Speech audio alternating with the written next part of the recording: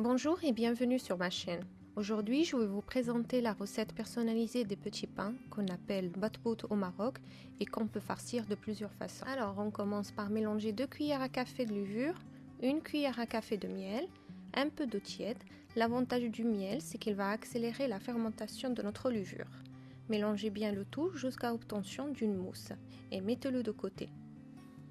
Dans un bol, je mets 250 g de farine, 150 g de semoule de blé très fine, 1 cuillère de sel. Je mélange un peu le tout avec une cuillère. Ensuite, j'ajoute ma levure, 2 cuillères à soupe d'huile d'olive, parce que moi j'aime bien le goût d'huile d'olive dans le pain, mais ça reste facultatif pour les gens qui n'aiment pas. Après, il faut bien travailler votre pâte, soit à la main, soit au robot, en ajoutant l'eau tiède progressivement, jusqu'à qu'on ait une pâte lisse, homogène et légère, comme vous voyez sur la vidéo.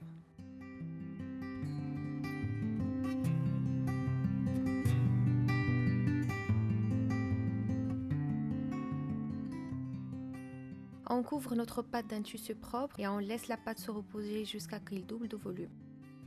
Ensuite, j'ai ajouté des graines de sésame et de pavot. J'ai remélangé le tout quelques minutes et j'ai laissé ma pâte se reposer une deuxième fois. Je trouve la pâte est meilleure quand je la laisse lever 2 fois.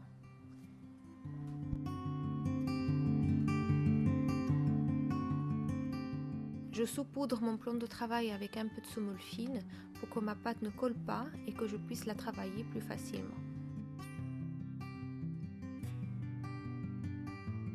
Ensuite, je prends ma pâte et je forme des boules de cette façon.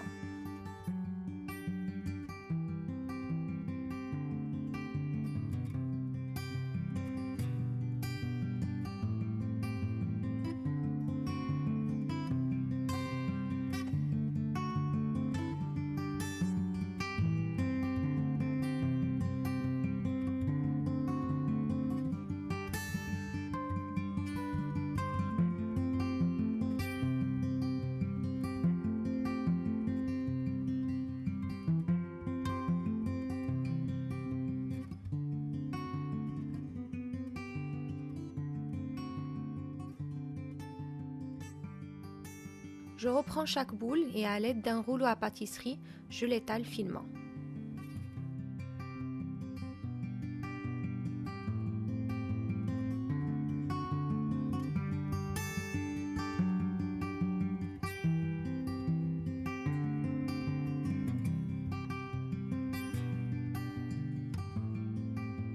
Je saupoudre sur un torchon propre, un peu de semoule pour que ça colle pas et je dépose mes batbout.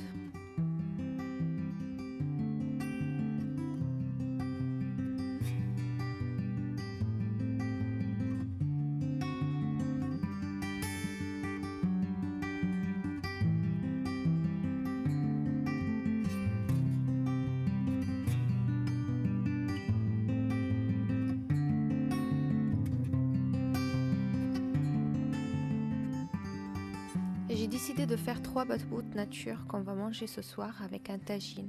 Vous pouvez aussi les utiliser comme pain à sandwich.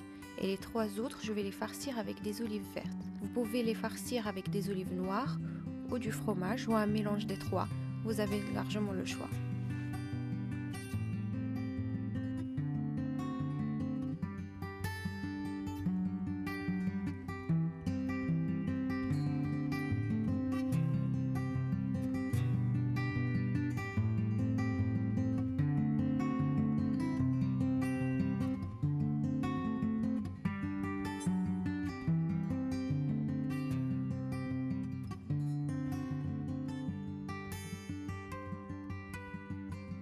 Je couvre le tout avec un torchon le temps que je chauffe ma poêle à feu moyen.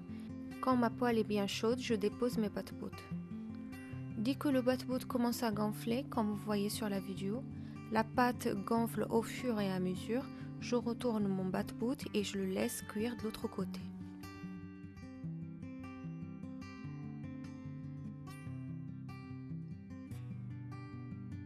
Je continue ainsi jusqu'à que je finisse la cuisson de tous mes batbout en les laissant se reposer sur un torchon.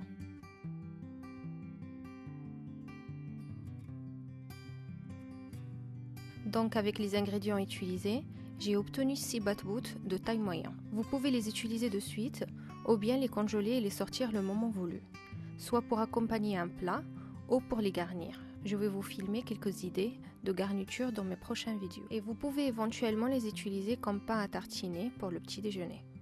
Et voilà, notre recette touche à sa fin. J'espère que vous allez l'essayer. Bon appétit et à la prochaine!